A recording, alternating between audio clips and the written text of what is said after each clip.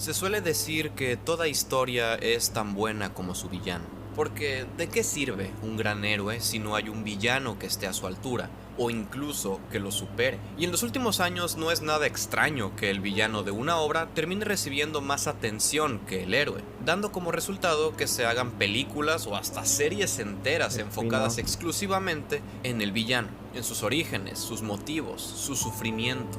Especialmente su sufrimiento. Los villanos estereotípicos con colmillos, garras y que presumen de ser malos, muy malos, dejaron de ser la norma hace ya un buen rato. Lo más común hoy en día es que la historia personal del villano sea una parte importante de la trama. Mostrar sus traumas, su infancia difícil o la muerte de un ser querido que él o ella cree que podría haber evitado.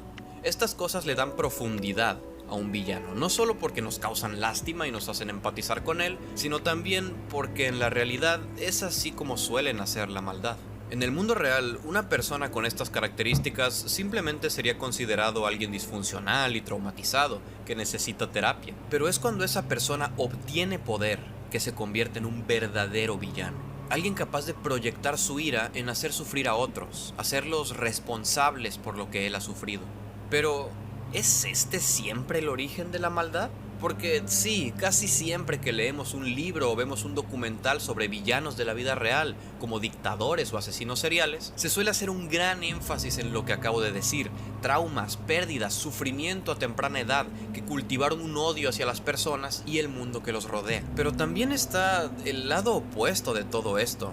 Personas que lo tuvieron todo y que en su infancia recibieron un exceso de amor y lujos, convirtiéndose en personas caprichosas que piensan que se merecen todo, incapaces de tolerar el rechazo o de entender que no todo se trata de ellos. Curiosamente, todo este concepto vino a mi... A mí en lo personal, yo creo que a mí no me gustan los villanos así como sin un trasfondo de que en por qué son malos, porque cuando es así de que andamos malos porque sí, es como que luego los que son así malos porque sí, como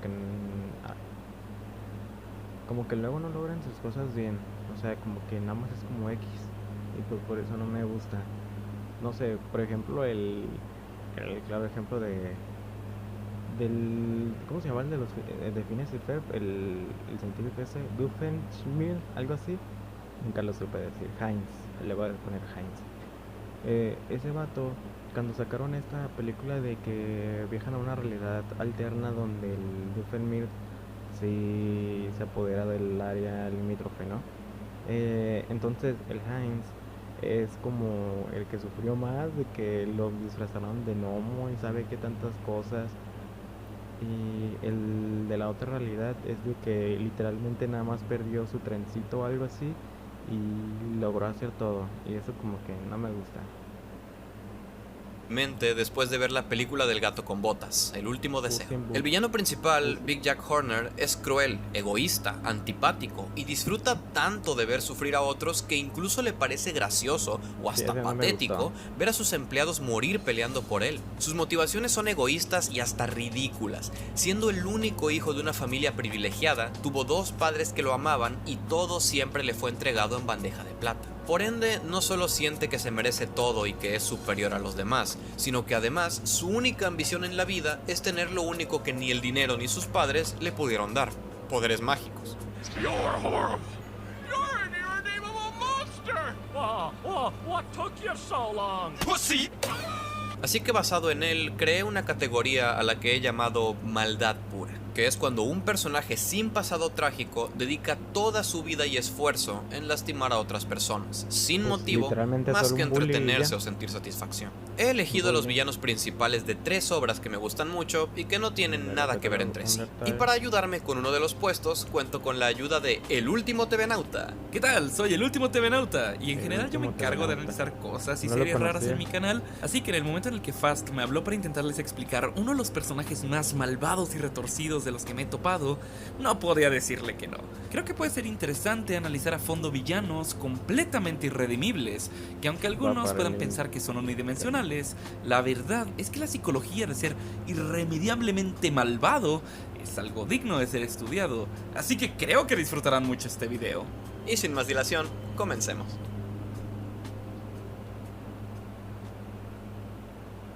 Los que sean habituales de mi canal para este punto ya han de estar más que familiarizados con la serie de videojuegos de terror Five Nights at Freddy's. Creada en 2014 por Scott Cawthon, ha destacado por muchas cosas desde su concepción, pero la más importante en mi opinión es su compleja historia. Montones de crímenes sin resolver y docenas de víctimas que después de morir quedaron atrapadas sin poder descansar o ir al cielo, condenadas a interpretar absurdas canciones infantiles o a servir como esclavos del artífice de sus brutales muertes. Tanta agonía, sufrimiento, familias destruidas durante tantos años, y todo es obra de un solo hombre. Y es que incluso si no sabes nada sobre Five Nights at Freddy's, has oído hablar de él, el hombre morado, William Afton. Su lista de crímenes y atrocidades es larguísima, y su lista de víctimas incluye a hombres, mujeres, niños y animales. Incluso antes de que empezara su carrera como asesino serial, ya era un ser despreciable. Durante su juicio de divorcio, logró manipular al juez y al jurado para convencerlos de que su esposa era la loca,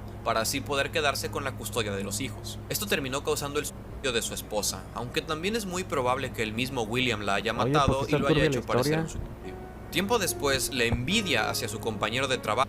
Yo no me recuerdo, o sea, yo cuando escuché la historia la primera vez, porque cuando yo la escuché fue hace un montón, cuando recién había salido Five Nights at Freddy's, y era de que según ese vato era un viajero del tiempo y que sabe qué cosas y que hizo los animatrónicos y bien raro, entonces yo no sabía esa historia.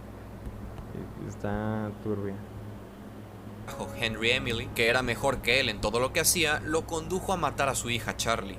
Después de matarla, lo vemos conduciendo a alta velocidad, cambiando entre carriles en sentidos opuestos, y también vemos cómo le es negada la entrada a un bar, por lo que podemos asumir que estaba borracho. Sí, el alcohol y la envidia hacia su compañero de trabajo fueron sus únicas excusas para arrebatarle la vida a una niña de 3 años. Posteriormente, la muerte accidental de 2 de sus hijos parecen haberlo acercado aún más a la locura, lo que cultivó su amor a la violencia y su lujuria por la sangre. Y después se dio cuenta de que las almas de sus víctimas estaban regresando a la vida, tomando posesión de los robots animatrónicos de la pizzería para la que trabajaba. Así que empezó a observarlos y después a hacer experimentos horribles en los que fundía el metal de varios animatrónicos poseídos para juntar sus almas y así crear nuevos monstruos leales a él. En la mesa estaban los animatrónicos originales de Freddy's, fundidos y combinados, pero aún habitados por las almas de los niños que habían sido asesinados hace tantos años, aún llenos de vida. Aún sentían y pensaban, todos atrapados en terrible agonía.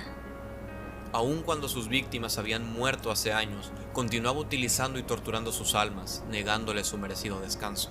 Al inicio fue su amor a la violencia, la emoción de matar, lo que lo llevó por este camino. Pero fue después de su primer encuentro con la muerte, dentro del traje de Spring Bonnie, que sus motivos se volvieron más perversos. Tuve que enfrentar a la muerte. Sabía que iba a morir.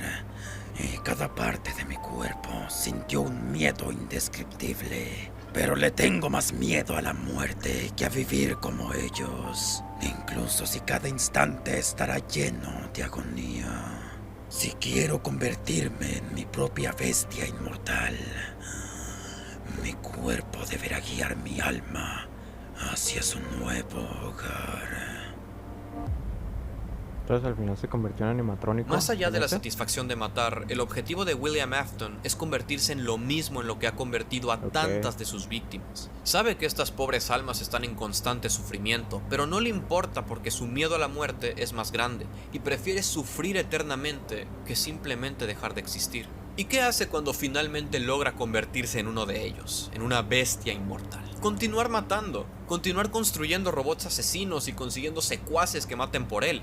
Es irredimible, un monstruo que mata indiscriminadamente y sin motivo, al que ni siquiera la muerte es capaz de detener. Todo eso sin tener en cuenta las cosas de las que no estamos seguros que es culpable, pero probablemente lo es, como haber torturado psicológicamente a su hijo menor durante años solo para probar la eficacia de sus experimentos, o haber mandado a su hijo mayor a morir intencionalmente porque lo odiaba. En general, es el responsable indirecto de la muerte de sus 3 hijos, y nunca demostró sentir culpa o, no sé, algo. Su nulo amor o aprecio hacia nadie, su sed de sangre y sus ganas de aferrarse a la vida únicamente para poder seguir lastimando a otros y causando miseria, es lo que en mi opinión convierte a William Afton en maldad pura. Pues eso de que dije de hace rato, que no me gustan los enemigos que nada más eran malos porque sí. Este sí me gustó, pero pues le digo que los otros son de que tienen un ego así gigante y que como el Jack Horner, como ese no me gusta. Este sí.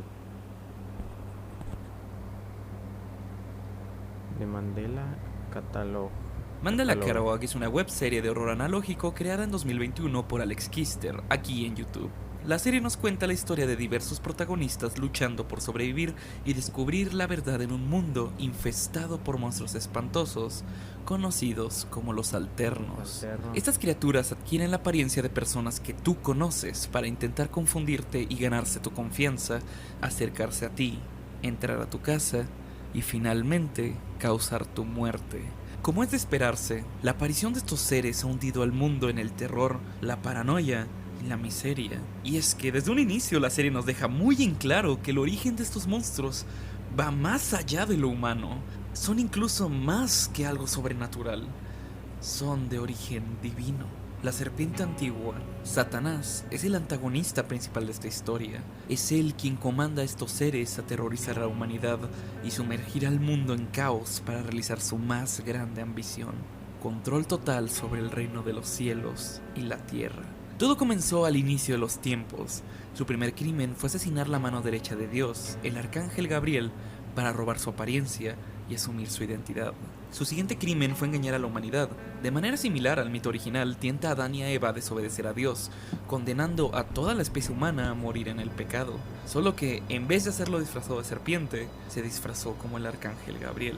Ya habiendo condenado a la humanidad al pecado original, el siguiente paso era evitar su salvación, manipulando a María, a José y otros involucrados en el nacimiento de Jesús. Logró engañar a la humanidad para que le dieran la espalda al Hijo de Dios y lo aceptaran a él, Satanás, como su verdadero salvador. Incluso se nos muestra una escena un tanto críptica que algunos han interpretado como el sufrimiento de Jesús al ser abandonado no solo por la humanidad, sino también por su propio Padre, enterrado vivo, ya sea física o metafóricamente, en el desierto de Nazaret. Le voy a pausar tantito, ¿ok? Siglos más tarde, Satanás...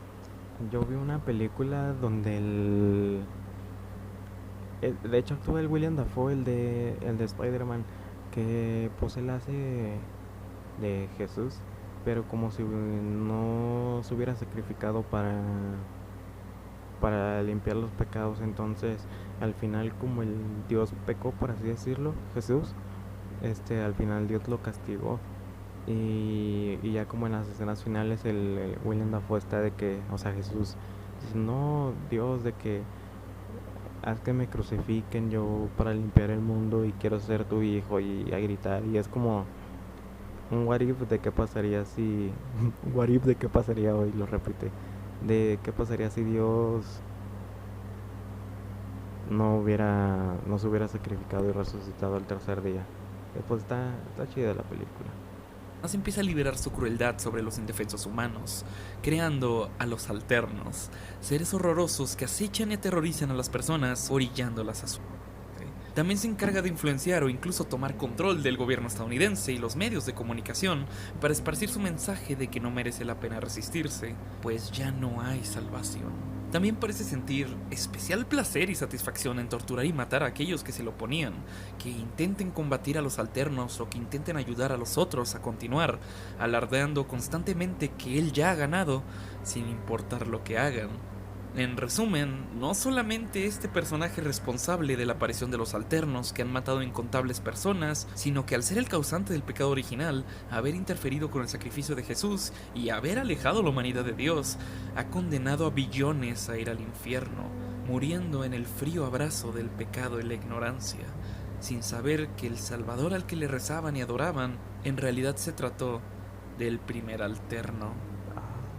Satanás no es muy diferente al que tenemos en la versión bíblica. Creo que representa correctamente la idea que un ente así podría tener. Alguien que se puede meter en el corazón, en el alma de la gente, y no solamente se encarga de hacer los malos, sino que se mueve por medio del engaño, la confusión y ese concepto en el que los personajes se encuentran en su peor momento, rogándole a Dios porque los ayude, solo para... Oigan, y luego yo pensé que iban a sacar como a villanos bien infantiles, y pues estas cosas están más turbias de los que pensé. O sea, hasta pensé que me iba a aburrir con el video, para darse pero no. cuenta que él nunca los Está estuvo chido. escuchando. nadie vino a salvarme. ¿A quién le he estado rezando? Es un todo este sentimiento muy aterrador que pocas series logran transmitir tan bien. Satanás, en cualquier iteración que asemeje el mito original, querubín, un poderoso ángel de muy alto rango, favorecido por Dios e inigualablemente bello. Pero en vez de sentirse agradecido o afortunado, sintió envidia hacia su creador. Su soberbia lo hizo sentir que merecía más. Eso lo llenó de ira y lo hizo rebelarse contra Dios, para desquitarse con su creación más preciada, la humanidad. Haber sido creado directamente por un Dios perfecto para gobernar junto a él como un ser etéreo e inmortal, y aún así sentir odio porque crees que no tienes suficiente, y encima desquitarte con gente inocente, eso es maldad pura. La historia del siguiente personaje es todo lo contrario a una tragedia. Hace mucho tiempo hubo una guerra entre humanos y monstruos. Los humanos salieron victoriosos y cruelmente desterraron a los monstruos a un abismo kilómetros bajo tierra, condenándolos a vivir en la oscuridad y el frío. Con poderosa magia sellaron la entrada para que los monstruos jamás pudieran escapar y se quedaran ahí, en la miseria, hasta que murieran. Aún con todo eso, los monstruos se aferraron a sus esperanzas y sueños, y lograron sobrevivir y crear una pequeña civilización bajo tierra, esperando algún día poder volver a ver el sol y las estrellas. Un día, una niña humana cayó en este mismo abismo, y cuando los monstruos la encontraron, le sanaron las heridas y la cuidaron. Y poco después, la familia real la adoptó como su propia hija. Sin importar que los humanos fueran sus enemigos, sin importar que los humanos les hubieran quitado todo y los hubieran condenado a morir miserablemente en el frío del abismo, los monstruos sabían en su corazón que esta joven humana no era responsable. Sintieron que mostrarle compasión y amor sería el primer paso a una nueva paz entre humanos y monstruos. Grave error. El humano caído, Chara, es probablemente el ser más despreciable en la historia de los videojuegos indie. Desde el primer minuto que llegó al subsuelo y fue adoptada por la familia real, empezó a hacer planes sobre cómo iba a matarlos a todos y a hacer sus vidas miserables en el trayecto. Durante el juego no vemos Undertale. Cuando yo iba en la secundaria había unos gatos que siempre jugaban ese juego. Yo la neta nunca lo entendí. Y nunca... No sé, o sea, si está chido, ¿ustedes sí lo recomiendan? Porque a mí no me llama la atención y siento que es como muy difícil, ¿no? Pero sí me gustan las canciones. Las canciones son God. Estos eventos desenvolverse, pero sí se nos es dada muchísima información sobre Chara y sus acciones. Sabemos que le hacía bullying a su hermano adoptivo Asriel, o por lo menos que lo trataba mal y lo obligaba a hacer cosas que él no quería hacer. Esto lo hacía llorar con frecuencia, por lo que Chara lo empezó a apodar Bebé Llorón. También sabemos que obligó a Asriel a prometerle que jamás la cuestionaría, lo que nos indica que era manipuladora y controladora. En una ocasión, Chara y Asriel prepararon una tarta para su padre, el rey Asgore, pero accidentalmente añadieron una flor venenosa a la mezcla, lo que hizo que el rey se enfermara gravemente. Su madre estaba furiosa y regañó fuertemente a ambos niños. Asriel lloró y se sintió culpable, pero Chara simplemente no podía parar de reír. Porque esto no había sido un accidente, Chara simplemente estaba probando la efectividad del veneno para llevar a cabo su plan más grande. Verán, en el universo de Undertale, el alma de un ser humano es una fuente de energía casi infinita, capaz de convertir a cualquier monstruo en un semidios de poder incalculable. Entonces, la idea de Chara era morir para que su hermano Asriel absorbiera su alma y con este enorme poder atravesaría la barrera y destruiría a los humanos. Y después de la masacre, destruirían el sello que mantenía a los monstruos encerrados en el subsuelo, para que pudieran ser libres una vez más y prosperar en un mundo libre de la plaga que los había torturado por tanto tiempo. El plan no resultó. Chara se envenenó a sí misma, Asriel tomó su alma y cruzó la barrera. Al salir a la superficie, los humanos lo atacaron con todo lo que tenían, pero Asriel, aún con todo su poder, simplemente se negó a contraatacar. Él no quería lastimar a nadie. Herido, regresó al subsuelo, al palacio de sus padres, donde sucumbió a sus heridas y finalmente murió. El juego resume toda esta tragedia con la siguiente frase: una vez más, los humanos se lo habían quitado todo a los monstruos. Claro, todo esto asumiendo que Chara es humana en primer lugar, cosa que no es. Tampoco era su intención liberar a los monstruos para que vivieran felices en la superficie. Su única meta real es el exterminio de toda la vida en la Tierra. Durante la ruta genocida del juego, la cual consiste en matar a todos los enemigos disponibles en cada zona para farmear experiencia, el alma de Chara va tomando control sobre el protagonista, llegando al punto en el que los demás personajes ya ni siquiera lo reconocen como un humano. Esto es importante porque en cualquier otra ruta del juego, los personajes solo te llaman humano, ni siquiera se refieren a ti por tu nombre en ningún momento. Humano es lo que todo mundo te llama. Pero en esta ruta no, en su lugar te dicen cosas como horrible criatura, lo que sea que seas o qué clase de monstruo eres. Al llegar al final de esta ruta, Chara ha tomado total control del protagonista. Sin decir una sola palabra, asesina a su antiguo padre con frialdad. Posteriormente, su hermano, que ha vuelto a la vida como una flor, aparece ante ella para suplicarle que le tenga piedad, a lo que Chara responde apuñalándolo una y otra vez incansablemente. Esto es todo lo que siempre quiso hacer. Sus verdaderos sentimientos hacia la gente que la amaba y le dio todo.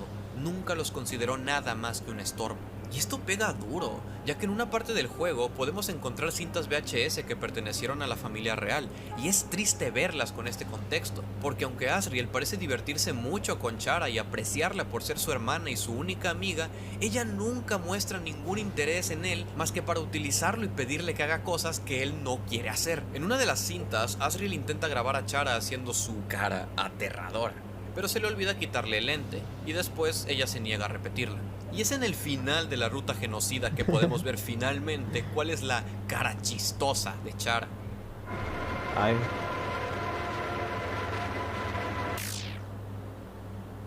En mercancía oficial del juego también podemos ver una rendición artística de esta misma escena. Está muy bonito En este el mismo arte final, Chara que se hacen. presenta a sí misma de la siguiente manera. Hola, yo soy Chara, el demonio que viene cuando llaman su nombre. No importa cuándo, no importa dónde. Ataque, defensa, experiencia, nivel. Cada vez que uno de esos números aumenta, esa soy yo. Esto infiere que al nombrar al humano caído al inicio del juego, lo que estamos haciendo es invocar a este demonio, y que cada vez que matamos a alguien y el juego nos recompensa con experiencia, no somos nosotros los que subimos de nivel, sino ella, aumentando su fuerza y control sobre el protagonista. Y ya habiendo reencarnado con todo su poder y estando frente a nosotros, es que decide realizar su plan, la destrucción del mundo, erradicando totalmente la vida en la Tierra. En ese momento el juego se cierra, y al volverlo a abrir, Chara nos dice que ya no hay nada ahí. La maldad de Chara es mucho más que solo violencia sin sentido. Es haber recibido amor y aceptación por todos lados y aún así sentir odio y desprecio hacia aquellos que te quieren. No da explicaciones, no da monólogos malvados, no se deleita con sus asesinatos, solo mata y continúa caminando como si no le importara. Su objetivo no es vengarse u obligar a los demás a sentir su dolor, es asegurarse de que nadie quede vivo. Es como un pensamiento intrusivo, Como genocida. como cuando ves un perrito y quieres acariciarlo y rascarle la cabeza y decirle que es un buen chico, pero algo al fondo de tu cerebro te dice, patéalo, sería gracioso. Como Y no cuando lo ves un haces bebé. porque eres Un bueno, bebé y hacer eso pelón no que tendría quieres ningún sentido. No es más que un tapearlo. impulso, una grieta del pensamiento humano. Desde mi punto de vista, esa es Chara, el triunfo del impulso y el instinto por encima de la razón y la compasión. El demonio que solo a veces dejamos salir, especialmente cuando estamos enojados. Y mientras más dejamos que ocurra, nos vamos perdiendo. Se vuelve más fácil distanciarnos. Es por eso que Chara se ve exactamente igual al protagonista. Es un reflejo exacto de lo que el ser humano puede yo llegar a creía ser que cuando Chara no y siente el amor, protagonista felicidad eran ni lo mismo. empatía. Cuando no razona y se deja llevar por sus impulsos, se convierte en maldad pura. O bueno, tal vez simplemente no me gusta este Me personaje dieron y ganas por de eso he jugarlo. proyectado A todos mí los sí me males del gustó. mundo en ella. Gente, espero que les haya gustado mucho el video. Igualmente. Te ven out.